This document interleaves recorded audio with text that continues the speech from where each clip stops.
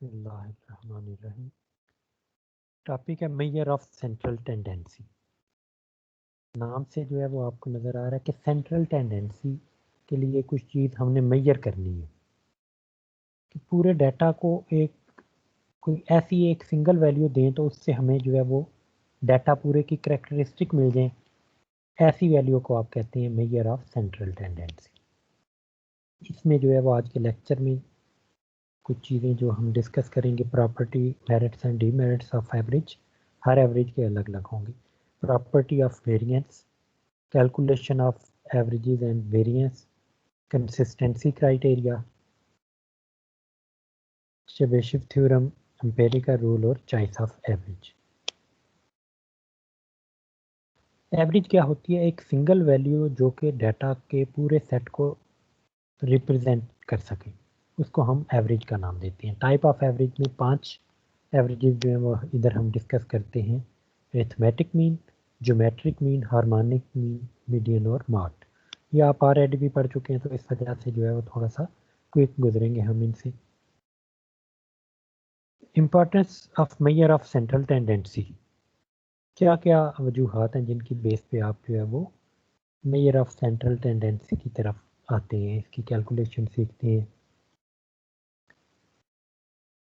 सारे पूरा data set का रिप्रेजेंटेटिव जो है वो फाइंड करना, वो क्योंकि रिप्रेजेंटेटिव फाइंड करने की technique major of central tendency के अंडर आती है, तो इस वजह से जो है वो मेजर ऑफ सेंट्रल टेंडेंसी या एवरेज जिन्हें आप कह रहे हैं, give us one value of for the distribution and this represent the entire distribution.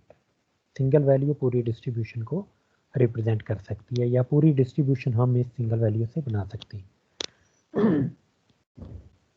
इसके बाद जो कंडेंस डाटा, आपके पास एक large number of value given है, तो हम क्या करते हैं, उन्हें क्लासीफाई करके, कलेक्ट करके कंडेंस करते हैं। कंडेंस कैसे होती है? जब क्लासिफिकेशन हो जाती है, फिर उससे नेक्स्ट स्टेप पे हम उसकी एवरेज फाइंड करते हैं। तो एवरेज के थ्रू जो है वो कंडेंस हो जाती है, एक वैल्यू पे आ जाएंगी। ज़्यादा वैल्यू के लिए एक रिप्रेजेंटेटिव मिल गया, वही ऊपर वाली बात भी इसके अंदर ही आ जाती है।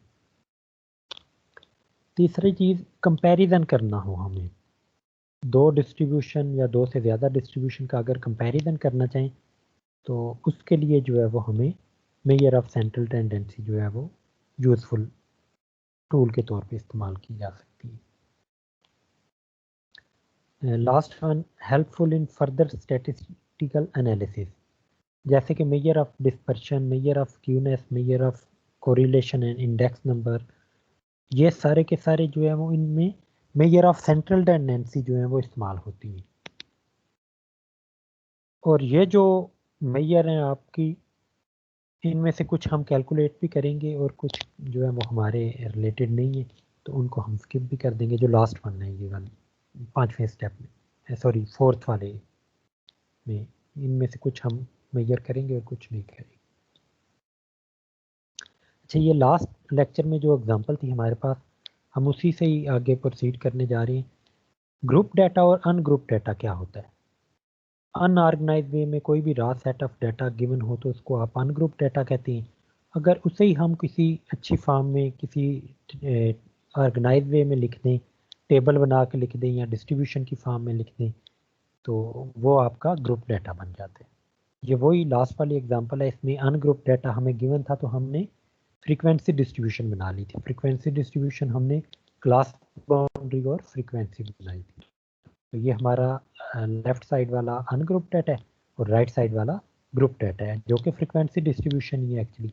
ये हमने लास्ट लेक्चर में बना ली थी, इस वजह से दोबारा बनानी नहीं सीख रहे हम। जस्ट हमने ग्रुप डाटा और अनग्रुप डाटा में डिफरेंट देखने के लिए जो है वो दोबारा वही एग्जाम्पल प्रेजेंट किए। नेक्स्ट डेफिनेशन है पॉपुलेशन।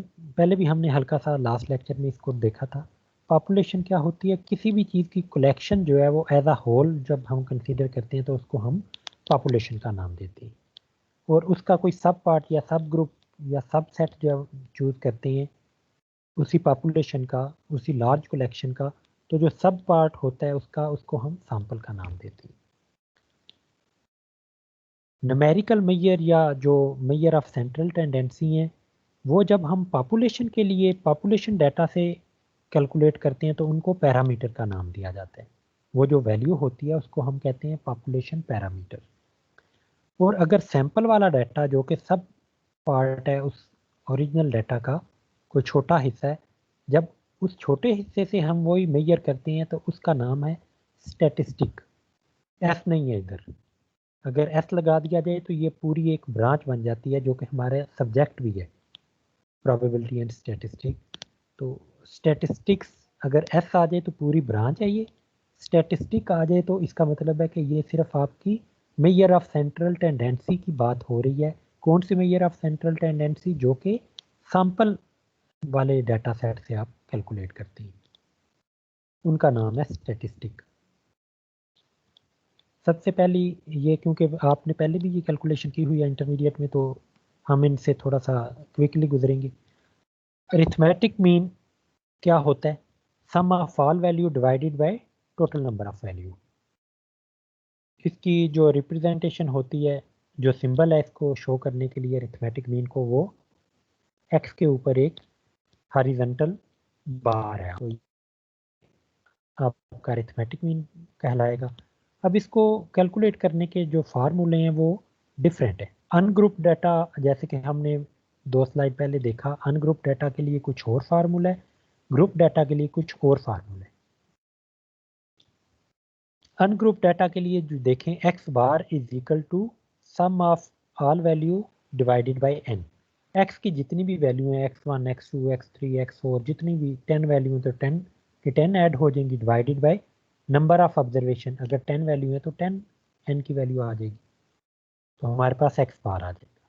इसी तरह ये म्यू क्या है? म्यू भी यही सेम फार्मूला है, जस्ट आपने जब म्यू लिखा है तो म्यू का मतलब है ये पॉपुलेशन के लिए अरिथमेटिक मीन हमने कैलकुलेट किया है, और जब एक्स बार लिखा है तो इसका मतलब है ये आपने सैंपल डाटा से कैलकुलेशन की है। तो उसके लिए सैंपल डाटा के लिए स्टैटिस्टिक की मेजर जो है वो एक्स बार के साथ रिप्रेजेंट होगी, और जो पॉपुलेशन की मेजर है, जो पैरामीटर है, वो म्यू के साथ रिप्रेजेंट होगा। अदरवाइज बाकी कैलकुलेशन का तरीकाकार वही है कि सारी वैल्यू को ऐड करके divided by number of value के साथ आपने डिवाइड करना है। दोनों में सेम ही रूल है, रूल चेंज नहीं है। ये अनग्रुप डाटा के लिए था। ग्रुप डाटा की तरफ अगर हम आ जाएं तो आप देख सकते हैं कि X bar is equal to sum of F X. Sum का मतलब है कि जितने आपके ये प्रोडक्ट आएंगे, जो न्यूमरेटर है एक और एक डिनोमिनेटर है, डिनोमिनेटर में है सिंपल सम ऑफ एफ, और न्यूमरेटर में क्या है? Sum of F x. कि हर ग्रुप के अंदर कोई फ्रीक्वेंसी गिवन होगी और उसका जो क्लास मार्क्स होगा एक्स, एक्स को मल्टीप्लाई कर देना विद कॉरेस्पॉन्डिंग फ्रीक्वेंसी। ये जितने प्रोडक्ट बनेंगे उन तमाम प्रोडक्ट का हमने क्या करना है? सम कर लेना। जब सम आ जाएगा हमारे पास तो उसको जो डिनोमिनेटर वाला सम है, सम ऑफ फ्रीक्वेंसी, उसके साथ डिवाइड कर देना है। एक्चुअली सम ऑफ फ्रीक्वेंसी क्या है? ये भी एन के इक्वली होता है, लेकिन अनग्रुप डाटा में हम इसको एन से शो करते हैं, ग्रुप डाटा में हम इसको सम एफ से शो करते हैं। सम एफ आपका फ्रीक्वेंसी है, ईच क्लास की फ्रीक्वेंसी जो है वो आपकी डिफरेंट होती है। जैसे एक एग्जांपल हम पहले भी देख चुके हैं, उसमें फ्रीक्वेंसी गिवन थी। उन तमाम फ्रीक्वेंसी को अगर आप सम कर लेंगे तो आपका डिनोमिनेटर आ जाएगा। इसके फार्मूले पे कंफ्यूज नहीं आपने होना, ये सारे फार्मूला एक दफ़ा देख के हम एग्जांपल की तरफ आएंगे, उधर आपको क्लियर हो जाएगा। ये कोई कॉम्प्लिकेटेड नहीं है फार्मूला। अरिथमेटिक मीन की प्रॉपर्टी की तरफ अगर आप देखें तो सबसे पहली प्रॉपर्टी है कि जब डेविएशन लें हम अरिथमेटिक मीन की फ्रॉम ऑल ऑब्जर्वेशन, तो उसका सम जो है वो 0 के इक्वल होगा। ये क्या है? एक्स आपकी ऑब्जर्वेशन है, एक्स, हर एक्स में से आपने ये फिक्स वैल्यू, एक्स बार ए की वैल्यू है, हर एक्स में से आपने ये सेम वैल्यू जो एक्स बार का आंसर आया होगा, वो जब आपने माइनस करते जाना है तो आपके पास नई ऑब्जर्वेशन आ जाएंगी, एक्स माइनस एक्स बार के लिए नए आंसर आ जाएंगे। इन तमाम आंसर को आपने क्या करना है? सम करना है। तो हमें श्योरिटी है कि ये सम हमारे पास 0 ही आएगा। जब भी आप ये डेविएशन लेंगे, डेविएशन किससे ले रहे हैं? अरिथमेटिक मीन से ले रहे हैं। तो अरिथमेटिक मीन हमें ये श्योरिटी देता है कि ये जो डेविएशन है इसका सम इज इक्वल टू 0 ही आएगा हमेशा। सेकंड प्रॉपर्टी है इसकी कि sum of square of deviation taken from arithmetic mean, ये क्या होगा, मिनिमम होगा। अब जीरो की बात नहीं हो रही। ये कैलकुलेट कैसे कर रही है कि x माइनस एक्स बार के लिए जो ऑब्जर्वेशन हमारे पास आई थी उन तमाम ऑब्जर्वेशन का स्केयर हमने ले लिया। स्केयर लेने का मतलब है पावर 2 ले लिए। अब जो पावर 2 लेने के बाद हमारे पास आंसर आ रहे हैं, उन तमाम आंसर को ऐड अप करेंगे तो ये वाला आंसर हमारे पास जो आएगा, इस आंसर के बारे में हम स्टेटमेंट दे रहे हैं कि ये मिनिमम आंसर होगा। अब मिनिमम जो वर्ड है ये आपकी कंपैरेटिव फॉर्म में इस्तेमाल हो रहा है। इधर कंपैरिजन की आप शक्ल में इसको देख सकते हैं। जब मिनिमम का वर्ड आ रहा है तो इसका मतलब है कि बाकी जो वैल्यू आएंगी वो सारी की सारी क्या होंगी, इससे बड़ी आएंगी। तो इसमें खास बात क्या है फिर कि आप एक्स बार के अलावा किसी और वैल्यू के साथ जब डेविएशन लेंगे अदर देन एक्स बार, तो वो बाकी तमाम वैल्यू का स्क्वायर ऑफ डेविएशन जो है वो ग्रेटर देन और इक्वल टू दिस डेविएशन होगा। कौन सी डेविएशन मिनिमम है इसमें, जो एक्स बार वाली है। एक्स बार वाली का आंसर हमेशा लेस आएगा। अगर आप इधर एक्स बार की जगह पे कोई भी और नंबर रख दें अदर देन एक्स बार, तो उधर से यही सेम कैलकुलेशन हम कर रहे हैं, एक्स माइनस ए स्केयर और फिर जितनी वैल्यू आ रही है उनका सम। तो ये जो नया आंसर आ रहा है, ये वाला आंसर जो है वो अरिथमेटिक मीन के सम ऑफ स्क्वायर ऑफ डेविएशन से हमेशा बड़ा ही आएगा किसी भी आर्बिट्रेरी ए के लिए। ए जो है वो आपका अदर देन एक्स बार होना चाहिए बस। इसके बाद दूसरा हमारे पास जो है वो जो एवरेज है उसका नाम है वेटेड मीन। वेटेड मीन में जो जैसे हमने देखा था ना फार्मूला ग्रुप डाटा के लिए अरिथमेटिक मीन का, ये एक्चुअली उसी तरह का ये फार्मूला है। उधर फ्रीक्वेंसी थी sum F X divided by sum F, इधर एफ की बजाय जो है वो डब्ल्यू ने ले लिया जगह। तो इसके जब एक्स बार लिखेंगे तो इसके सबस्क्रिप्ट के अंदर हमने एक डब्ल्यू भी लिख लिया। तो इस वजह से जो है वो आपको डिस्टिंग्विश करने में आसानी रहे कि ये वेटेड अरिथमेटिक मीन है या वेटेड मीन है। हम कर क्या रहे हैं कि हर वैल्यू को उसके वेट के साथ मल्टीप्लाई करके सम कर रहे हैं। न्यूमरेटर में ये वैल्यू आ जाएगी और डिनोमिनेटर में जो है वो sum of all weight. Combined mean क्या है, कंबाइंड मीन को जो है वो आप समझने की कोशिश करेंगे कि आपके पास दो डिफरेंट जो है वो डाटा सेट हैं। एक का अरिथमेटिक मीन आपके पास आ गया x1 बार और दूसरे का आ गया x2 बार। अब हम इन दोनों डिस्ट्रीब्यूशन के से कैलकुलेट करके एक कंबाइंड डिस्ट्रीब्यूशन जो बनाएंगे उसके थ्रू जो है वो हम अरिथमेटिक मीन जो है वो फाइंड करने की कोशिश कर रहे हैं। तो इसमें जो अगर फर्स्ट वाली जो हमारी डिस्ट्रीब्यूशन है, अगर उसकी number of observation, number of value जो उसके अंदर अपीयर हो रही हैं वो अगर n1 है, कोई भी नंबर हो सकता है ये n1, और दूसरी जो डिस्ट्रीब्यूशन है उसके अंदर नंबर ऑफ ऑब्जर्वेशन n2 है, तो अब जो नई ऑब्जर्वेशन जो नई डिस्ट्रीब्यूशन हम बनाने जा रहे हैं उसकी नंबर ऑफ ऑब्जर्वेशन कितनी होंगी, n1 प्लस n2, कि दोनों की हमने वैल्यू जो है वो कंबाइन करनी है। तो नंबर ऑफ ऑब्जर्वेशन जो है वो जस्ट आपस में ऐड अप हो जाएंगे। अब हमारे पास अगर इंफॉर्मेशन गिवन है ऑलरेडी, हमने अरिथमेटिक मीन पहली डिस्ट्रीब्यूशन और दूसरी डिस्ट्रीब्यूशन का फाइंड कर रखा है, तो उस केस में हमने इन्हीं को इस्तेमाल करके कंबाइंड अरिथमेटिक मीन जो है वो फाइंड करना है। तो फिर हम क्या करेंगे, जो फर्स्ट वाली डिस्ट्रीब्यूशन का अरिथमेटिक मीन है x1 बार, उसको मल्टीप्लाई कर देंगे विद n1, और जो सेकंड डिस्ट्रीब्यूशन x2 बार है उसका अरिथमेटिक मीन को मल्टीप्लाई कर देंगे विद n2 और डिवाइड कर देंगे with combined number of observation which is n1 plus n2। तो हमारे पास ये जो नया आंसर आएगा ये कंबाइंड मीन का आएगा। ये मेरिट्स और डीमेरिट्स जो हैं वो एक्चुअली तमाम जो हमारे पास मेजर ऑफ सेंट्रल टेंडेंसी आ रही है उन तमाम के लिए अलग अलग है। तो मैं एक के डिस्कस कर रहा हूँ, बाकी आपने खुद पढ़ने। अरिथमेटिक मीन के मैं डिस्कस कर देता हूँ, बाकी आप खुद रीड कर लीजिएगा। तो मेरिट की तरफ आते हैं। अरिथमेटिक मीन का मेरिट क्या है, सबसे पहला मेरिट जो है वो arithmetic mean is most popular among average. Average की जितनी भी टाइप्स हैं उनमें से जो सबसे पॉपुलर फॉर्म है वो हमारे पास अरिथमेटिक मीन है। इसके बाद जो है वो सेकंड मेरिट की तरफ, तो ये सिंपल टू अंडरस्टैंड है कि हमें नज़र आ रहा है कि क्या हो रहा है एक्चुअली, कि जो नंबर ऑफ ऑब्जर्वेशन है उनको हम फ्रीक्वेंसी के साथ मल्टीप्लाई करके सम कर रहे हैं और divide by total number of observation का सम जो है उससे डिवाइड कर रहे हैं। तो हमारे पास जो एक एवरेज वैल्यू, जो दरमियानी वैल्यू आ रही है सम होने के बाद divided by total number of observation करने के बाद, तो वो हमारी एक सेंट्रल वैल्यू आ रही है। तो वो नंबर जो है वो इन तमाम वैल्यू के मजमूए और नंबर ऑफ वैल्यू को डिवाइड करने से जो आंसर आता है उसके इक्वल है। इसको हम अंडरस्टैंड कर सकते हैं। कुछ और जो मेजर ऑफ सेंट्रल टेंडेंसी हैं उनमें इस तरह रियलाइज करना मुश्किल, लेकिन अरिथमेटिक मीन के एडवांटेज में ये आता है कि इसको अंडरस्टैंड किया जा सकता है कि क्या हो रहा है एक्चुअली इसके साथ। कैलकुलेशन ऑफ अरिथमेटिक मीन जो है वो सारे के सारा डाटा सेट के ऊपर डिपेंड करता है। जो भी आपका, अगर सैंपल से आप कैलकुलेशन कर रहे हैं तो सैंपल की हर ऑब्जर्वेशन इसके अंदर अपना पार्ट प्ले कर रही होती है। कुछ और आपकी आगे चल के हम डिस्कस करने वाले हैं मेजर ऑफ सेंट्रल टेंडेंसी, उनके अंदर ऐसा नहीं होता। तमाम की तमाम वैल्यू जो है वो इस्तेमाल नहीं हो रही होती, कुछ वैल्यू इस्तेमाल होती हैं, कुछ वैल्यू इस्तेमाल नहीं होती। इसके अलावा अगले मेरिट पे हैं तो arithmetic mean is responsible for further algebraic treatment. इसकी मदद से जो है वो हम फर्दर जो है वो डाटा को ट्रीट कर सकते हैं, अलजेब्राइक ट्रीटमेंट पॉसिबल है।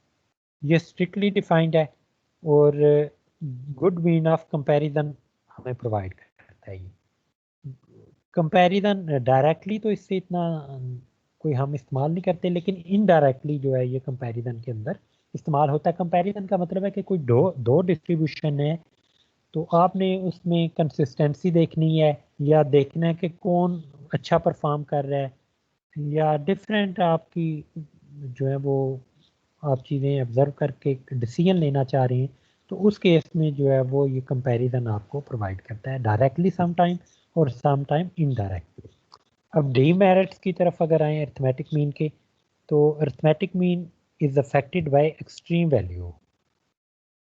एक्सट्रीम वैल्यू का मतलब है कि बहुत छोटी वैल्यू आए या बहुत बड़ी वैल्यू दरमियान में कुछ आ जाए, तो उससे जो है वो ओवरऑल एवरेज जो हमारी है डिस्टर्ब हो जाती है अरिथमेटिक मीन का, क्योंकि फार्मूला इस तरह का कि तमाम वैल्यू को सम करके divided by number of observation करना होता है।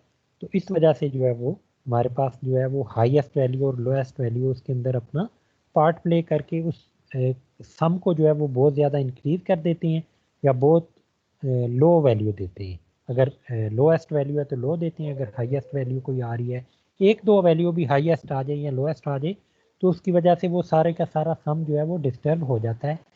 वो एक्चुअल वैल्यू से दूर जो है वो कोई और नंबर हमें मिल जाता है, वो अच्छी रिप्रेजेंटेशन नहीं मानी जाती। अच्छा, इसके अलावा जो है वो अगर आपके पास कोई डाटा सेट के अंदर वैल्यू मिसिंग हो तो आपका अरिथमेटिक मीन कैलकुलेट करना जो है वो पॉसिबल नहीं रहता। ये भी एक इसका डीमेरिट। थर्ड डीमेरिट जो है वो frequency distribution with open class and अगर आपको गिवन हो तो फिर भी आप जो है वो अरिथमेटिक मीन कैलकुलेट नहीं कर सकते। इसके बाद हम next major of central tendency की तरफ आते हैं, ज्योमेट्रिक मीन की तरफ। ज्योमेट्रिक मीन क्या है? Geometric mean of n positive observation. सबसे पहले हमने रिस्ट्रिक्शन लगा दिया कि जो हमारे पास वैल्यू आएंगी x1 x2 x3, ये तमाम की तमाम वैल्यू क्या होंगी? पॉजिटिव होंगी, नेगेटिव वैल्यू हमारे पास नहीं होनी चाहिए और ज़ीरो भी नहीं होनी चाहिए। ज़ीरो होगी तो ये सारे के सारा प्रोडक्ट जो है वो ज़ीरो हो जाएगा। तो ज्योमेट्रिक मीन क्या है फिर? एन पॉजिटिव वैल्यू जो हैं उनका ज्योमेट्रिक मीन अगर हमने कैलकुलेट करना है तो हमें क्या करना पड़ेगा? उन तमाम वैल्यू का प्रोडक्ट और जितनी वैल्यू है उतना ही रूट।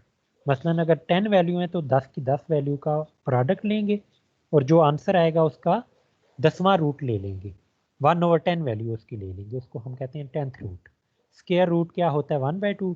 क्यूब रूट क्या होता है? 1/3। इसी तरह nth रूट क्या होता है? 1/n। ये पहला फार्मूला तो जो है वो अनग्रुप डाटा के लिए है।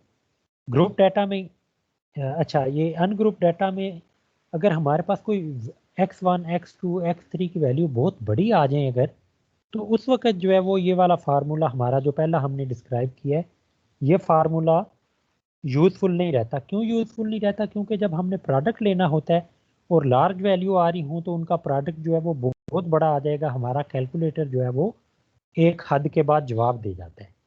तो इस वजह से ये फार्मूला अगर आपका फ्लॉप हो रहा हो, अप्लाई ना कर पा रहे हो आप, तो फिर आपके पास एक सेकंड फार्मूला भी है अनग्रुप डाटा के लिए। हम क्या करते हैं, लॉग की प्रॉपर्टी उस पर इस्तेमाल कर लेते हैं। तो जब लॉग अप्लाई होता है एक लार्ज वैल्यू पे, तो वो क्या कर देता है, उसको रिड्यूस कर देता है टू स्मॉल वैल्यू। लॉग की ये प्रॉपर्टी है। लॉग ऑफ थाउजेंड क्या होता है, तो आप बताएंगे जी लॉग ऑफ थाउजेंड का आंसर जो है वो बड़ा कम सा आएगा, कितना 10 आता है या 1 आता है, वो देख लीजिएगा आप। चलिए, तो फार्मूला क्या है उसकी तरफ आए। Log of each value, X I का मतलब है कि हर वैल्यू का लॉग, x1 का लॉग, x2 का लॉग, x3 का लॉग, जितनी भी वैल्यू उन तमाम का लॉग, और फिर उन लॉग के सम कर लेने। जब लॉग का सम हो जाएगा तमाम लॉग का, तो divided by number of observation कर देने। अब इस फैक्टर से जो हमारे पास आंसर आ जाएगा, एक ही आंसर आएगा ना, उस आंसर के ऊपर हमने क्या कर देना है, एंटी लॉग अप्लाई कर देना। तो एंटी लॉग अप्लाई करने के बाद जो हमें आंसर मिलेगा वही हमारा ज्योमेट्रिक मीन होगा। वो अगर वही आंसर हम ऊपर वाले फार्मूला से निकालें या इस फार्मूले से निकालें, आंसर सेम आएगा। जस्ट डिफरेंस क्या है कि ऊपर वाला फार्मूला जो है वो अगर x1 x2 x3 वाली वैल्यू जो है वो लार्ज वैल्यू है, मतलब 1000 है, 1010 है, 1020 है, इस तरह की वैल्यू आ जाती है, तो उस वक्त ऊपर वाला फार्मूला कैलकुलेशन के अंदर डिफ़िकल्टी देता है। कैलकुलेटर के अंदर जो है वो हमारी वैल्यू शो होना ख़त्म हो जाती है कुछ डेसिमल प्लेसेस के बाद। तो फिर वो उधर आंसर हमें शो करना शुरू कर देता है 10 मल्टीप्लाई 10 पावर 3, 10 पावर 9। तो वो वाले आंसर तो हमें एग्जैक्ट फिगर के अंदर तो नज़र नहीं आ रहे होते। हमें इतना पता होता है कि ये जो नॉन ज़ीरो वैल्यू है ये आफ्टर ज़ीरो जो है वो इसके इतने नॉन ज़ीरो प्लेसेस मौजूद हैं। तो इस वजह से जो है वो सेकंड ज्योमेट्रिक मीन का फार्मूला जो है वो हम अप्लाई करते हैं। इसके बाद अगर ग्रुप डाटा की तरफ आ जाए तो उधर भी सेम ही रूल है। जस्ट चेंज क्या है कि ईच x1 के ऊपर आप फ्रीक्वेंसी, क्योंकि हर क्लास के लिए आपको फ्रीक्वेंसी गिवन होती है ग्रुप डाटा में, तो जो क्लास मार्क्स x1 होगा उसकी फ्रीक्वेंसी कॉरिस्पॉन्डिंग क्लास की f1 as a power, x2 जो क्लास मार्क्स है उसकी पावर एज अ फ्रीक्वेंसी जो कॉरिस्पॉन्डिंग क्लास की फ्रीक्वेंसी है वही। ये नहीं है कि क्लास मार्क किसी और क्लास का है और फ्रीक्वेंसी किसी और की उसकी पावर में आ जाए। जो जिस क्लास का मार्क्स हमने x1 या x2 चूज किया है उसी की पावर में उसी की फ्रीक्वेंसी आएगी क्लास की। ये x1 x2 क्या होते हैं, क्लास मार्क्स आपको मैंने लास्ट लेक्चर में बताया था, mid point of class boundary होती है। और जब ये तमाम पावर आप ले कैलकुलेट कर लेंगे, फिर उन पावर की हमने क्या करना है, आपस में प्रोडक्ट कर लेना है। जो आंसर आए होंगे हमारे पास उनका आप प्रोडक्ट कर लेना है। प्रोडक्ट करने के बाद हमने एक रूट लेना है। रूट क्या लेना है, 1/समेशन f। समेशन f जो है वो आपके पास टोटल नंबर ऑफ ऑब्जर्वेशन ही देगा, जैसे आपका ऊपर वाले फार्मूले में था। तो टोटल नंबर ऑफ ऑब्जर्वेशन ही एज आ रूट आपके पास आ रही है, 1/n की फॉर्म ही है ये। तो अगर इधर भी आपकी ये x1 की पावर f1, x2 की पावर f2, ये अगर लार्ज वैल्यू आ रही है तो फिर आप अल्टरनेटिव फार्मूला अप्लाई करेंगे लॉगरिथमिक वाला। अब लॉगरिथमिक वाले फार्मूला के अंदर जो चेंज आया है फॉर ग्रुप डाटा, वो क्या है कि log of x I, her x का जो है log वो अपनी कॉरिस्पॉन्डिंग फ्रीक्वेंसी के साथ मल्टीप्लाई होगा न्यूमरेटर में।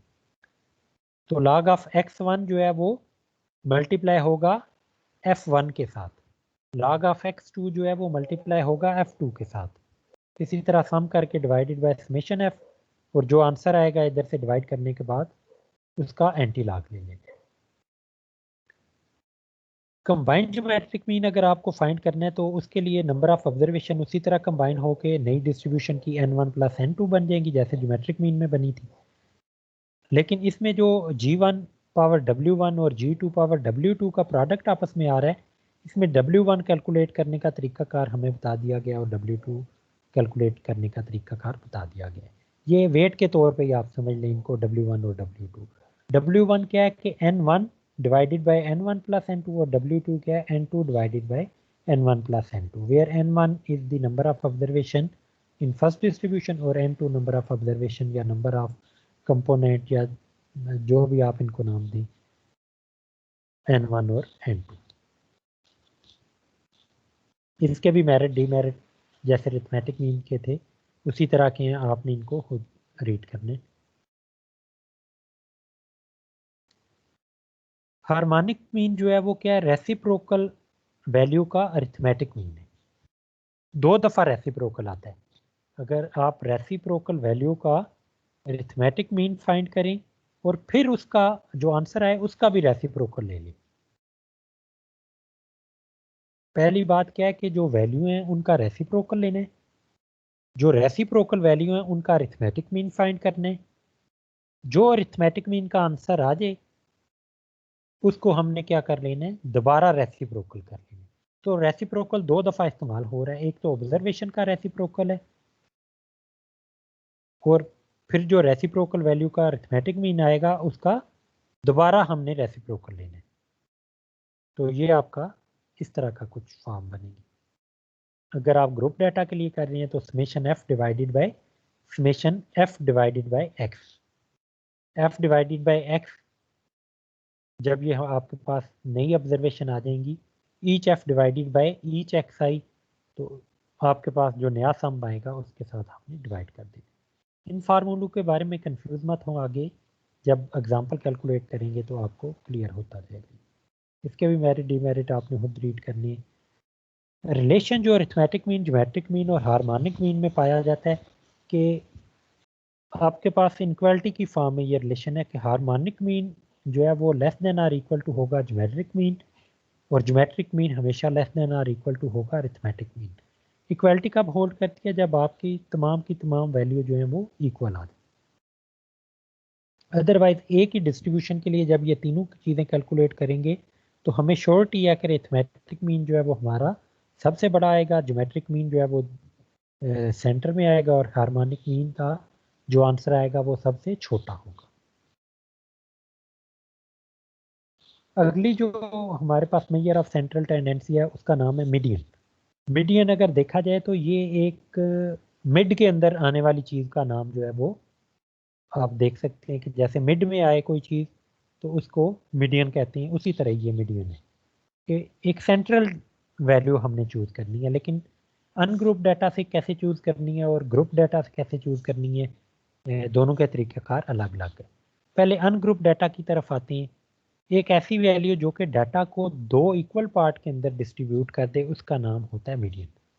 तो अनग्रुप डाटा के अंदर अगर हमारे पास n नंबर ऑफ ऑब्जर्वेशन है तो हम इनको असेंडिंग आर्डर के अंदर अरेंज कर सकते हैं। हम फिक्स कर लेते हैं कि असेंडिंग आर्डर के अंदर ही अरेंज करना है।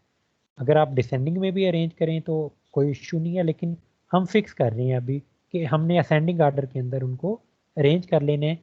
सबसे छोटी वैल्यू फिर उससे बड़ी फिर उससे बड़ी एक तरतीब से लिख लेनी है कि सबसे छोटी वैल्यू पहले लिख लेनी है, फिर दूसरे नंबर पे उससे बड़ी, फिर तीसरे पे उससे बड़ी, कि एक तरतीब के साथ असेंडिंग आर्डर में हमने ये वाली वैल्यू लिख लेनी है।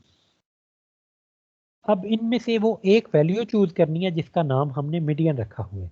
मीडियन वैल्यू जो है वो इन्हीं वैल्यू के अंदर से ही आएगी और वो डाटा को 2 इक्वल पोर्शन के अंदर कन्वर्ट कर देगी कि आधी वैल्यू एक साइड पे आ जाएंगी, आधी वैल्यू दूसरी साइड आ जाएंगी और ये दरमियान में खड़ी होगी। जैसे आपने कभी टग ऑफ वार जो है वो अगर खेला हो तो उसके अंदर क्या होता है, एक दरमियान में जब रेफरी खड़ा होता है विसल बजाने से पहले, स्टार्ट गेम होने से पहले वो सेंटर में होता है, तो उसने मिड पॉइंट पे खड़ा होता है दोनों को, वो मीडियन का रोल प्ले कर रहा होता है। आधे लोग और आधा रोप एक साइड पे होता है, आधे लोग और अदर हाफ ऑफ रोप जो है वो दूसरी साइड पे होता है, इक्वल होता है सब कुछ, और वो सेंटर में एज अ मीडियन का रोल प्ले कर रहा होता है।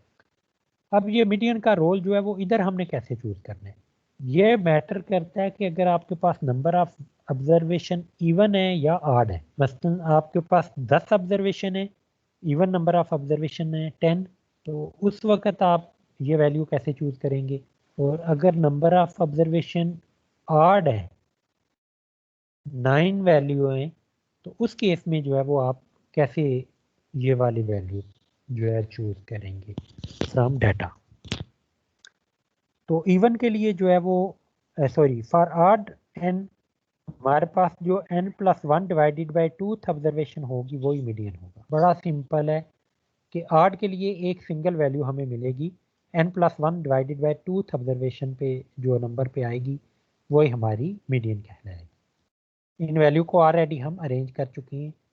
जस्ट अरेंज डाटा में से हमने क्या किया है, n+1 divided by 2th value जो आएगी हमारी वही मीडियन कहलाएगी। मसलन 9 हो अगर n, तो 9+1 डिवाइडेड बाई 2 का क्या आंसर आएगा 5। तो 9 वैल्यू में से जो 5वें नंबर पे आएगी आपकी अरेंज डाटा के अंदर वही आपका मीडियन कहलाएगा। और यही अगर आपकी नंबर ऑफ ऑब्जर्वेशन इवन है तो उस वक्त जो है वो आपने क्या करना है, फिर दो आपने ऑब्जर्वेशन पहले फाइंड करनी है, n डिवाइडेड बाई 2th और n+2 divided by 2th value के दो सेंट्रल वैल्यू आपने चूज कर ली है। अब इन दोनों सेंट्रल वैल्यू का अरिथमेटिक मीन फाइंड कर लेना है।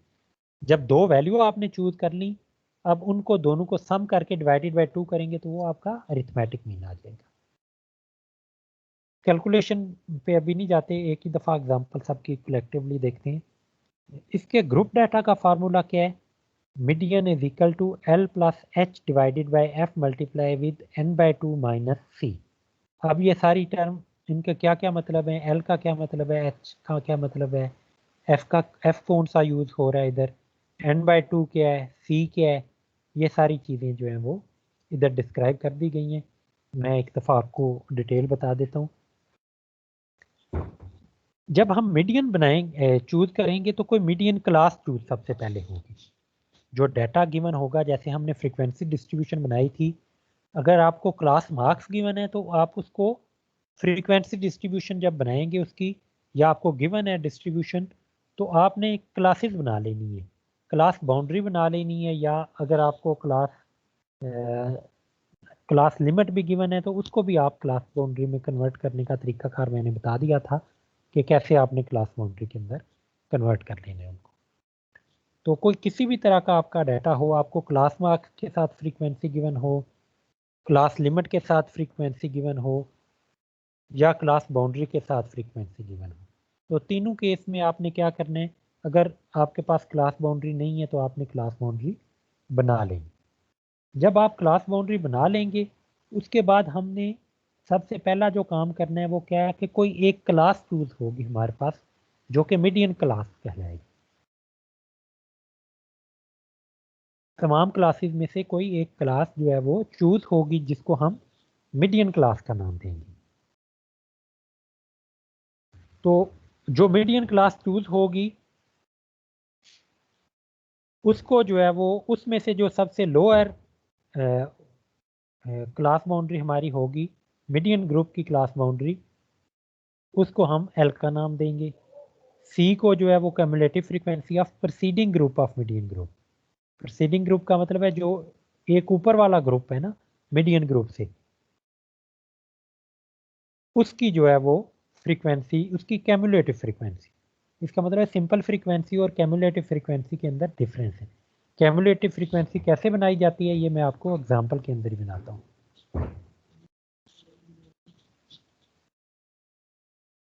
एच जो है वो क्लास इंटरवल होता है, तो सम टाइम तो हमें हर क्लास का इंटरवल जो है वो कॉमन क्लास इंटरवल ही होता है, सब क्लासेस का सेम होता है। तो अगर ऐसा ना हो, आपको लग रहा हो कि हर क्लास जो है वो डिफरेंट क्लास इंटरवल है, तो फिर आपने ये एच कौन सा चूज एक्चुअली करना है, मीडियन क्लास का। एफ जो है वो फ्रीक्वेंसी ऑफ मीडियन ग्रुप है, जो भी मीडियन क्लास आपकी चूज हुई होगी ये उसी की फ्रीक्वेंसी का नाम एफ है। एल कौन सी फ्रीक्वेंसी थी, मीडियन ग्रुप की लोअर क्लास बाउंड्री थी एल, और एफ जो है वो फ्रीक्वेंसी है मीडियन ग्रुप की, और एन जो है वो सम ऑफ ऑल फ्रीक्वेंसी जो है वो उसका नाम है एन।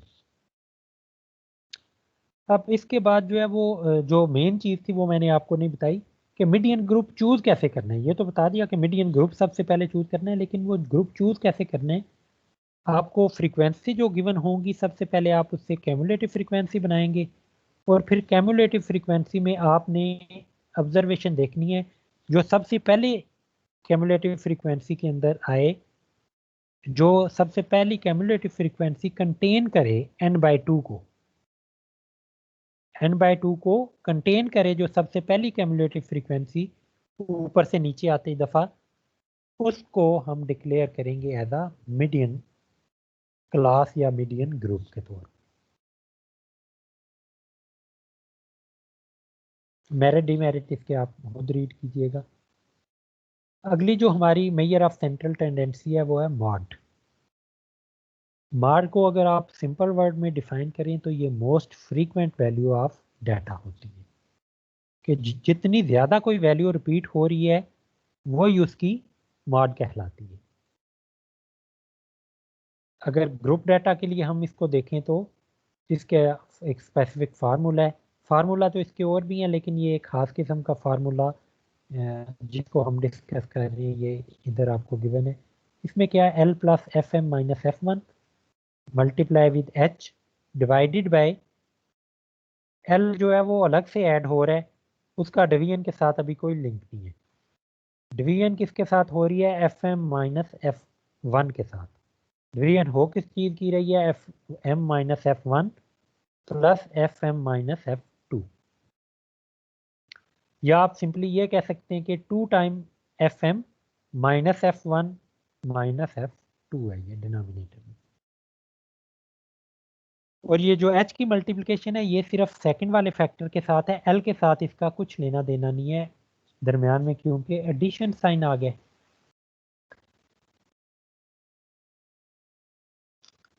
तो सबसे पहले जैसे मीडियन ग्रुप चूज हुआ था उसी तरह मॉड ग्रुप भी सबसे पहले चूज होगा। मॉड ग्रुप कैसे चूज होगा, जो लार्जेस्ट फ्रीक्वेंसी हमें दे रहा होगा वही हमारा मॉड ग्रुप होगा। इसमें L क्या है, lower class boundary of mod group है, FM frequency of mod group है, और F1 जो है वो फ्रीक्वेंसी ऑफ प्रीसीडिंग ग्रुप जो ऊपर वाला ग्रुप होगा। F2 जो है वो फ्रीक्वेंसी ऑफ फॉलोइंग ग्रुप, जो मॉड ग्रुप से नीचे वाला ग्रुप आएगा उसकी फ्रीक्वेंसी को F2 का नाम दिया जाएगा। H जो है वो क्लास इंटरवल होगा। इसके भी मेरिट डिमेरिट आप खुद पढ़िएगा, जो समझ में ना आए वो आप पूछ सकती हैं। अच्छा, ये डिफरेंट शेप बनती हैं, बेल शेप डिस्ट्रीब्यूशन, आगे चल के यही चीज़ें हमारी बार बार आने वाली हैं, तो रफली हम थोड़ा सा इसको जो है वो देख लेते हैं कि शेप होती क्या है, इनमें क्या चीज़ मैटर कर रही होती है। ये जो मेजर ऑफ सेंट्रल टेंडेंसी है हमारी, ये इन्हीं की बेस पे तो ये शेप डिफाइन होती हैं। आगे पूरे कोर्स के अंदर यही शेप बार बार आनी है हमारी, क्योंकि ये नॉर्मल डिस्ट्रीब्यूशन की शेप है। तो पॉजिटिवली स्क्यूड डिस्ट्रीब्यूशन की पहली शेप को अगर आप देखें तो उसमें आप देख सकते हैं कि जो मीन था वो आपका राइट साइड पे आता है, मीडियन सेंटर में आता है, और मॉड जो है वो लेफ्ट साइड पे अपीयर होता है। इसी तरह जो आपकी सिमेट्रिक डिस्ट्रीब्यूशन है उसमें ये तीनों जो हैं वो आप देख रहे हैं कि सेंटर में ही आ रहे होते हैं।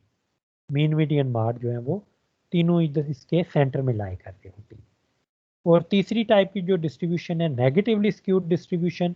नेगेटिवली स्क्यूड डिस्ट्रीब्यूशन में मॉड जो है वो राइट साइड पे है, मीडियन सेंटर में ही है, और मीन जो है वो लेफ्ट साइड पे आ गया, पहले वाली से रिवर्स हो गया।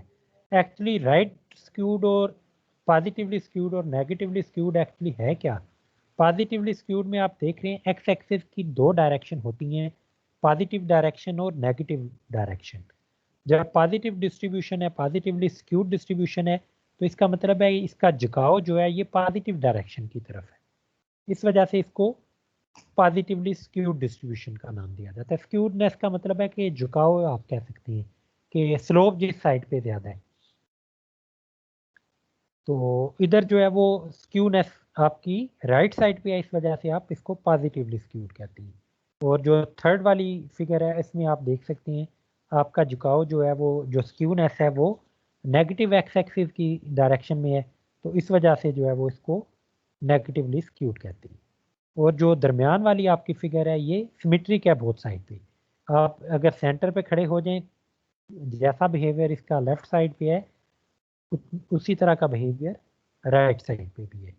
मसलन आप इस सेंटर से 5 यूनिट लेफ्ट पे मूव करें तो जो बिहेवियर कर्व का होगा, उसी तरह आप इस सेंटर से 5 यूनिट राइट मूव करेंगे तो उसी तरह का बिहेवियर आपको सेम बिहेवियर मिलेगा, दोनों सेम डिस्टेंस पे अगर आप मूव करते हैं। अगली हमारी कैलकुलेशन के लिए जो फार्मूला है वो वेरिएंस है। मीन ऑफ किन वैल्यू का mean? Square of deviation from arithmetic mean. इसको हम क्या नाम देते हैं? वेरिएंस का। वेरिएंस क्या है हमारा? स्क्वायर ऑफ डेविएशन जो है फ्रॉम अरिथमेटिक मीन। ये कुछ ऑब्जर्वेशन बनेगी, ये जो नई ऑब्जर्वेशन बनेगी इनका क्या लेना है हमने? मीन फाइंड करना है। तो जो मीन फाइंड होगा वो हमारे पास जो in square of deviation from arithmetic mean से कैलकुलेट होके आएगा, ये जो नया मीन आएगा इसका नाम क्या है? वेरिएंस। ये अगर आप पॉपुलेशन के लिए कैलकुलेट करते हैं तो सिग्मा स्क्वायर इसकी सिंबल है। अगर आप ये सैंपल डाटा के लिए करते हैं तो इसको हम एस स्क्वायर का सिंबल के साथ जो है वो शो करते हैं। अब आप देख सकते हैं जो डेफिनेशन ऊपर हमने बताई है उसी की मदद से ये फार्मूला बने। डेविएशन का स्क्वायर एक्स माइनस एक्स बार का स्क्वायर। तो अगर आपके पास 10 ऑब्जर्वेशन है तो 10 ही आपके पास स्क्वायर ऑफ डेविएशन आएंगे। इन 10 स्क्वायर डेविएशन को आपने क्या करना है? सम करना है और डिवाइडेड बाय 10 कर देना है। आपके पास एक आंसर आएगा, उसका नाम क्या है? वेरिएंस। अगर आप इस फार्मूला के थ्रू कैलकुलेशन करनी आपको डिफिकल्ट लग रही है या कोई टेक्निकल इशू है, इसमें एक्स बार क्या है? हमारा अरिथमेटिक मीन है। उन 10 वैल्यू का अरिथमेटिक मीन पहले आप फाइंड करेंगे, फिर हर वैल्यू के साथ उसकी डेविएशन लेंगे, फिर उन डेविएशन के स्क्वायर लेंगे, उन स्क्वायर को सम करके डिवाइडेड बाय n कर देंगे तो आपका वेरिएंस आ गया। एक तरीका। दूसरा तरीका क्या है कि आप डायरेक्टली कैलकुलेट करें अरिथमेटिक मीन फाइंड किए बगैर। अगर आपको पॉपुलेशन का मीन पता है म्यू, तो उस केस में आप हर वैल्यू का स्क्वायर लेंगे, सम करने के बाद divided by number of observation minus mu square. Mu square actually क्या है? Summation x divided bye n। और जब आंसर आ जाएगा उसका होल स्क्वायर। ये स्क्वायर लेने के बाद सम किया गया है, जबकि म्यू स्क्वायर का मतलब है कि सम लेने के बाद डिवाइड करने के बाद हमने उसका स्क्वायर लिया, जो आंसर आया उसका स्क्वायर। ये दोनों इक्वल नहीं होंगे। अगर इक्वल होते तो आंसर 0 बन जाता है। ये इक्वल नहीं देंगे कभी भी आंसर इस तरह। बाय चांस हो सकता है किसी स्पेशल केस में आ जाए। इसकी कुछ प्रॉपर्टी है वेरिएंस की। वेरिएंस जो है वो नेगेटिव नहीं होता। क्यों नहीं नेगेटिव होता? क्योंकि सारी वैल्यू का तो हमने स्केयर कर लिया, कोई नेगेटिव वैल्यू इसमें आ ही नहीं रही। पॉजिटिव वैल्यू को ही सम करेंगे तो वो हमेशा पॉजिटिव आएगा। कोई वैल्यू अगर दरमियान में से 0 भी हो जाती है तो आपकी नेगेटिव आने के चांसेस नहीं। अगर तमाम की तमाम वैल्यू सेम आ रही हो, कांस्टेंट वैल्यू आ रही हो, तो उस केस में वेरिएंस जो है वो क्या होता है? 0 होता है। वेरिएंस 0 का मतलब है डाटा वेरी नहीं कर रहा, सारी की सारी वैल्यू सेम है, कांस्टेंट है। अगर आपका वेरिएबल किसी कांस्टेंट के साथ मल्टीप्लाई कर दिया जाए तो जो वेरिएंस है वो नए वेरिएबल ए एक्स के मल्टीप्लाई करने के साथ आपका नया वेरिएबल बन गया। तो जो आपने सिंपल एक्स का वेरिएंस फाइंड किया होगा, उसी वेरिएंस को आप ए स्क्वायर के साथ मल्टीप्लाई कर दें तो आपका वेरिएंस ऑफ ए एक्स मिल जाता है। और इसी तरह अगर आप x के अंदर कोई कांस्टेंट a ऐड करके या सब्ट्रैक्ट करके वेरिएंस फाइंड करें तो इसका कोई इफेक्ट नहीं आता। जो x का वेरिएंस है वही x प्लस a का भी वेरिएंस आएगा, जबकि a आपका कांस्टेंट है। तो अगर ऊपर वाली दोनों प्रॉपर्टी को कंबाइन करें तो variance of A X plus B क्या बनेगा? A square time variance of x, where a and b are constant. जब दो वेरिएबल हैं, एक्स भी वेरिएबल है, वाई भी वेरिएबल है। वेरिएबल का मतलब है जो हम क्लास मार्क्स चूज कर रहे थे फ्रीक्वेंसी डिस्ट्रीब्यूशन के अंदर, ये उसी तरह का डाटा सेट है एक्स और वाई। तो एक्स और वाई जो है वो अगर दोनों वेरिएबल हैं तो variance of x plus y is just variance of x plus variance of y होगा। इसी तरह डिफरेंस है तो उस केस में भी आपका दोनों का डिफरेंस है। स्टैंडर्ड डेविएशन क्या है? Positive square root of variance. तो वही जो फार्मूले हैं उनका हम अगर स्क्वायर रूट ले लें, स्क्वायर रूट क्योंकि दो तरह का होता है, पॉजिटिव भी और नेगेटिव भी, तो हम सिर्फ पॉजिटिव जो है वो बाय डेफिनेशन चूज करते हैं, नेगेटिव को स्किप कर देते हैं। तो पॉजिटिव जो है वो नेगेटिव क्यों नहीं आ सकता, उसकी रीज़न मैं पहले भी बता चुका हूँ कि आपका जो आप जो तमाम ऑब्जर्वेशन के तो स्केयर ले रहे हैं, कोई वैल्यू नेगेटिव आनी नहीं है। जब वैल्यू नेगेटिव नहीं आनी तो आपका जो आंसर नेगेटिव बाय डिफ़ॉल्ट आता है ना, क्योंकि स्केयर रूट जब आप लेते हैं तो प्लस माइनस आता है, क्योंकि अंदर कोई नेगेटिव वैल्यू आने का चांस ही नहीं है, तो इस वजह से हम बाहर वाला नेगेटिव भी आंसर चूज नहीं करेंगे, सिर्फ पॉजिटिव वाला आंसर चूज करेंगे। तो इधर आपको कुछ थोड़े से पहले से डिफरेंट फार्मूले भी नज़र आ रहे हैं, इनको भी देख लें। इधर n के साथ डिवाइड हो रहा है, इधर n-1 के साथ डिवाइड हो रहा है। ये डिफरेंस क्या है कि जब आप पॉपुलेशन के लिए कैलकुलेट करते हैं तो divided by total number of observation n के साथ डिवाइड करते हैं। जब सैंपल के लिए कैलकुलेशन करते हैं तो एक वैल्यू को लेस करके आप जो है वो डिवाइड करते हैं। ग्रुप डाटा के लिए आपके पास ये फार्मूला है, f multiply with x square divided by summation f minus F x का मल्टीप्लिकेशन है, सम हो रहा है, फिर डिवाइडेड बाय समेशन एफ है, जो आंसर आ रहा है उसका होल का स्केयर है। जब ये दोनों डिफरेंस हो गए हैं उसके बाद हमने आंसर का स्केयर रूट लेना है।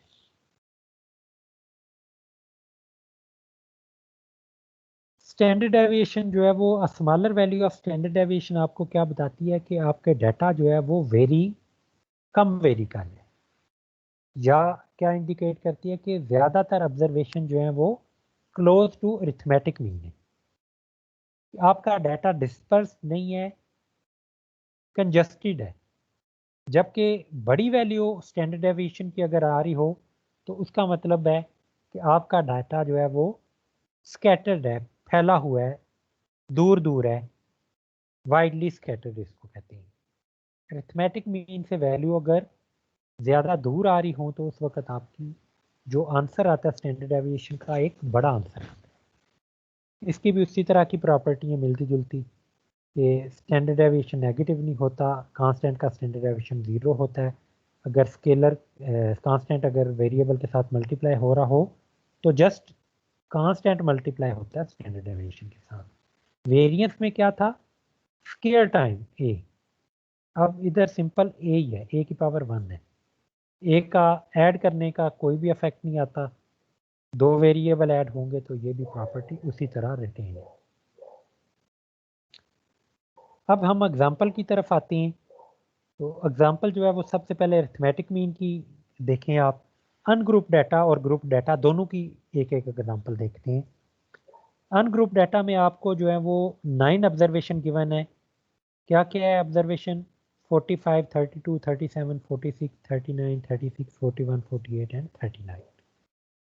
जब अरिथमेटिक मीन फाइंड करना होता है तो उसमें कोई अरेंजमेंट ज़रूरत नहीं है हमें, डाटा जिस तरह है हमने क्या करना है, जस्ट हमने उन तमाम वैल्यू को सम करना है और divided by number of observation करने। तो इन तमाम वैल्यू का अगर हम कैलकुलेट करें, सम ऐड करें 9 ऑब्जर्वेशन को तो 360 आंसर आएगा। और नंबर कितना है ये? 1 2 3 4 5 6 7 8 9, तो 9 वैल्यू के साथ हमने डिवाइड कर दिया, आंसर हमारे पास आ गया 40। ये इस अनग्रुप डाटा के लिए अरिथमेटिक मीन कैलकुलेट होगा, इतना सा काम।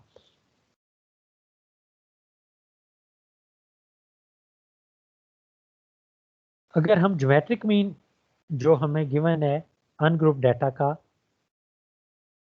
ये सेम डाटा है, इसके लिए अगर हम ज्योमेट्रिक मीन फाइंड करना चाहें तो कैसे फाइंड करेंगे? क्योंकि इन वैल्यू को अगर हम प्रोडक्ट लेके और फिर nth रूट लेंगे तो वो बड़ी लार्ज नंबर आ रहा है। हम सेकंड वाला फार्मूला जो लॉग वाला था वो सीखना भी चाह रहे हैं कि अप्लाई कैसे होगा। तो इन तमाम वैल्यू का पहले क्या किया हमने, लॉग लिया, log of 45 is equal to 1.6532। तो इन तमाम वैल्यू का इसी तरह आप लॉग लेंगे, लॉग ऑफ एक्स को आपने क्या करना है, सम कर देना है। तो ये जो तमाम लॉग की वैल्यू आई हैं उनका सम करने से हमें क्या मिला है, 14.387। अब ज्योमेट्रिक मीन क्या होता है?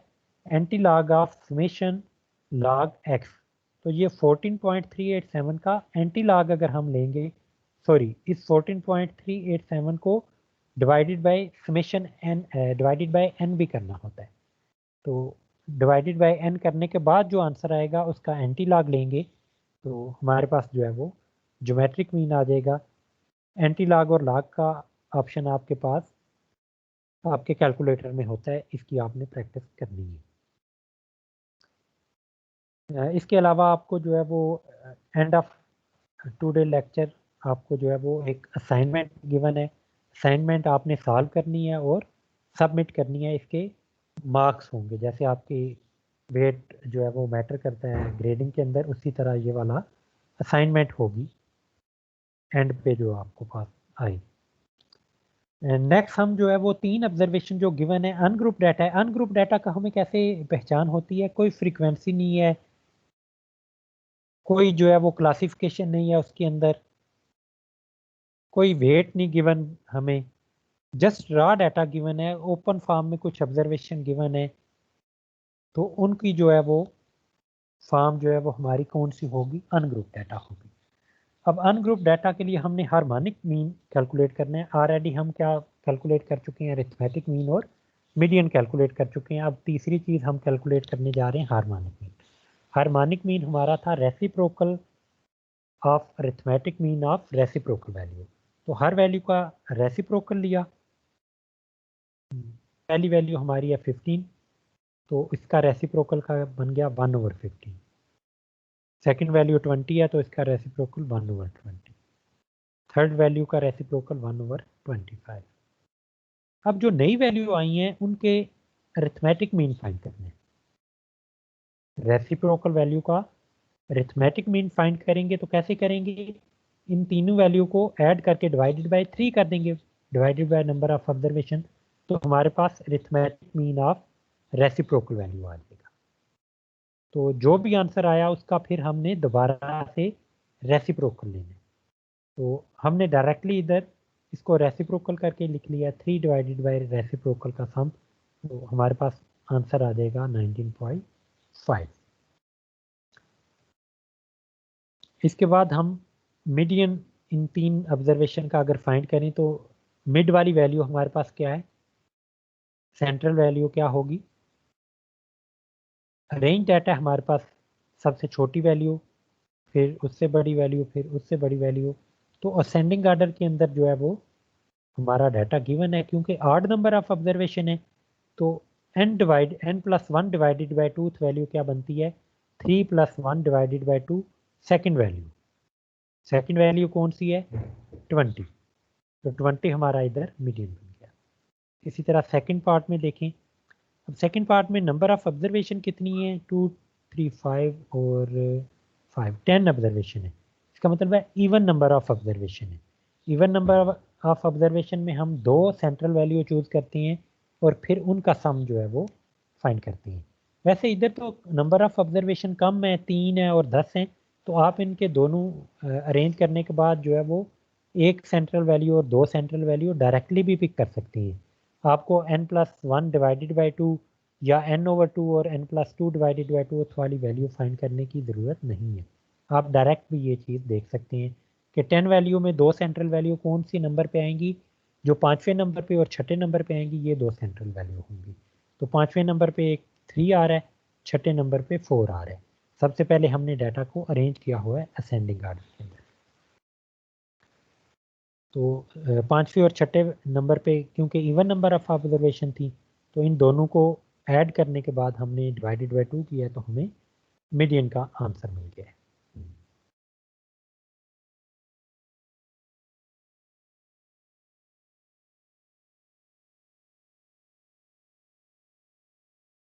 अगली कैलकुलेशन है हमारी माड की। माड क्या है? हमारा मोस्ट रिपीटेड वैल्यू। तो लाजमी नहीं है कि किसी भी डिस्ट्रीब्यूशन का माड हो। जैसे कि सबसे पहला डाटा आप देखें, कोई भी वैल्यू रिपीट नहीं हो रही, 2 रिपीट नहीं हो रहा, 3, 4, 5, 6, 7, 8, 9, 10, कोई भी वैल्यू रिपीट नहीं हुई। तो इसका मतलब है इस डाटा का कोई भी माड नहीं है। अगली डाटा सेट के लिए आ जाए। तो इसके अंदर 3 भी रिपीट हो रहा है, 4 भी रिपीट हो रहा है। 3 कितनी दफ़ा रिपीट हो रहा है? 3 दफ़ा।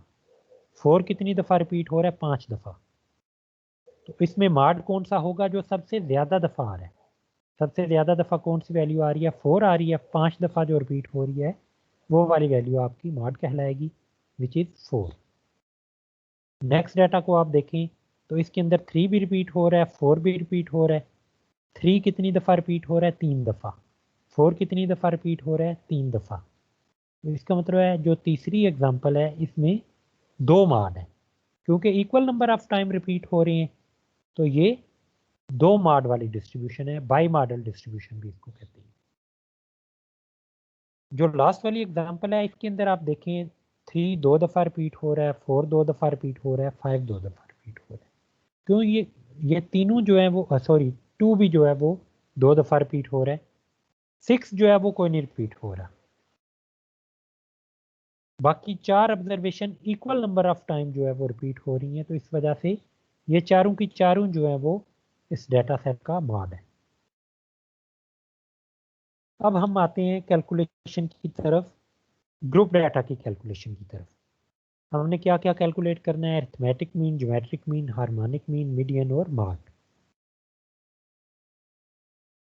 ये अगर आप डाटा सेट देखें तो ये जो लास्ट लेक्चर के अंदर हमने एक एग्जांपल की थी, अनग्रुप डाटा को ग्रुप डाटा की फॉर्म में लिखा था, या आपने वो एग्जांपल को इस तरह नाम दे सकते हैं, उधर हमने जो नाम दिया था कि हमने उसकी फ्रीक्वेंसी डिस्ट्रीब्यूशन बनाई थी। तो ये वही क्लासेज हैं आपके पास और उनके कारस्पॉन्डिंग जो फ्रीक्वेंसी है वो गिवन है। इसका मतलब है हमारे पास एक फ्रीक्वेंसी डिस्ट्रीब्यूशन गिवन है, तो ये ग्रुप डाटा है।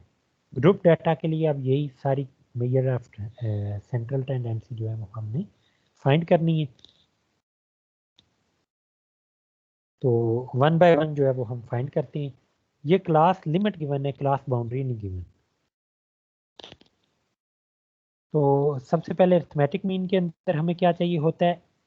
एक्स चाहिए होता है, क्लास मार्क्स चाहिए होता है, क्योंकि summation F X divided by summation F हमने करना होता है। तो उसमें एक्स की वैल्यू चाहिए ताकि हम उसको कारस्पॉन्डिंग एफ के साथ मल्टीप्लाई कर सकें। तो ये एक्स हमें कैसे मिलेगा?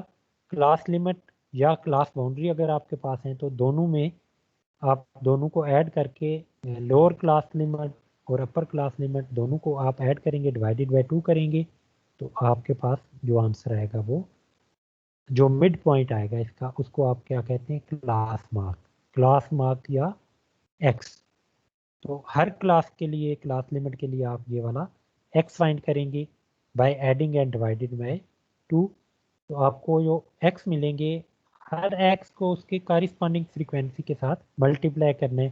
मसलन आपकी ये जो 4 वाली क्लास है इसमें 134.5 मल्टीप्लाई विद 10 आ जाएगा, तो आपका जो आंसर आया 1345। ये कौन से प्रोडक्ट है? F multiply with X. इन तमाम प्रोडक्ट का आपने क्या किया? सम किया और डिवाइडेड बाय समेशन एफ किया, आपके पास ग्रुप डाटा का अरिथमेटिक मीन आ गया। ग्रुप डाटा में जिस तरह की मर्जी आपको फॉर्म गिवन हो, आपने क्या करना है? उसको कन्वर्ट कर लेना है एक्स और एफ के अंदर। जब आपके पास ये दो इंफॉर्मेशन आ जाएंगी, आपका अरिथमेटिक मीन कैलकुलेट करना जस्ट मल्टीप्लिकेशन के ऊपर डिपेंड करता है। नेक्स्ट जो कैलकुलेशन है ज्योमेट्रिक मीन की। ज्योमेट्रिक मीन में आपको क्या चीज़ चाहिए? हम अगर लाग वाला फार्मूला अप्लाई करें या लाग के बगैर भी करें तो उसके लिए हमें एक्स चाहिए, और अगर लाग वाला अप्लाई करना है, क्योंकि आप देख रहे हैं एक्स बड़ी वैल्यू दे रहे हैं, जब मल्टीप्लिकेशन होगी तो और ज़्यादा बड़ी होती जाएगी ये वैल्यू, तो डील करना मुश्किल होगा। इस वजह से एक्स फाइंड करने के बाद हम उनके हर एक्स वैल्यू का लाग लेंगे और फिर हर लाग को मल्टीप्लाई कर लेंगे विद कॉरेस्पॉन्डिंग फ्रीक्वेंसी। जैसे कि हमारे पास फार्मूला ऑलरेडी गिवन है, summation F log x, that's mean each F multiply हो रहा है लॉग साइड के साथ।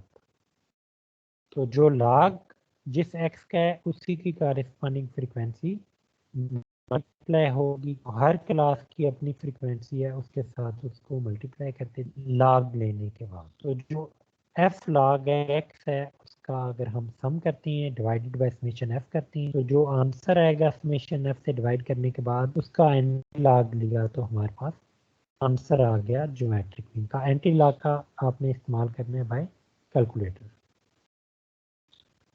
अगली कैलकुलेशन है हार्मोनिक मीन की। उसमें क्लास लिमिट क्योंकि हमें गिवन है, तो हमें क्या चाहिए, एफ डिवाइडेड बाय एक्स चाहिए ग्रुप डाटा के लिए। तो क्लास लिमिट से एक्स जो फाइंड किया हुआ है हमने प्रीवियस स्लाइड पे, उसी एक्स के साथ हमने ईच फ्रीक्वेंसी को डिवाइड कर देना। 9 डिवाइड होगा 74.5 के साथ, 10 डिवाइड होगा 94.5 के साथ। इसी तरह हर एफ जो है वो उसके करस्पॉन्डिंग एक्स के साथ डिवाइड होता जाएगा। तो हमारे पास जो एफ ओवर एक्स आए हैं, आम वैल्यू का सम करेंगे और डिवाइडेड बाय समेशन एफ करेंगे, तो हमारे पास जो नया आंसर आएगा वो हार्मोनिक मीन होगा। सॉरी, इधर रिवर्स करना है, समेशन एफ डिवाइडेड बाय ये वाला आंसर। तो इसमें रिवर्स ऑर्डर आपने अप्लाई करना है, तो जो आंसर आएगा आपका वो हार्मोनिक मीन। इसके बाद जो है वो मीडियन और मार्ड जो है वो दो कैलकुलेशन बच जाती हैं। ये जब नेक्स्ट लेक्चर स्टार्ट होगा, ये उसके स्टार्ट में मैं जो है वो मीडियन और मार्ड की पहले एग्जांपल करवाऊंगा, और फिर उसके बाद जो है वो आपसे मैं बाकी डिस्कशन कर लूँगा। जिसका जो मसला होगा वो उससे डिस्कस कर लिया जाएगा। 1 बाय 1 मैं पूछ लूँगा, हैंड रेज करवा के पूछ लूँगा, या जैसे 1 से 10 तक स्लॉट है, 11 से 20 तक स्लॉट है, इस तरह जो है वो स्लॉट की फॉर्म में मैं पूछ लूँगा कि किसी का अगर कोई क्वेश्चन है तो वो बता दें। मीडियन और मार्ड की जो एग्जांपल है ये हम नेक्स्ट टाइम करेंगे। इसके बाद जो स्लाइड नंबर, इसके बाद भी एक कैलकुलेशन है, ये भी उसी वक्त करेंगे। और उसके बाद जो स्लाइड नंबर 66 और 68 और 69 पे हैं क्वेश्चन, ये आपकी एक्सरसाइज नहीं है, ये आपकी असाइनमेंट है, आपने सबमिट भी कर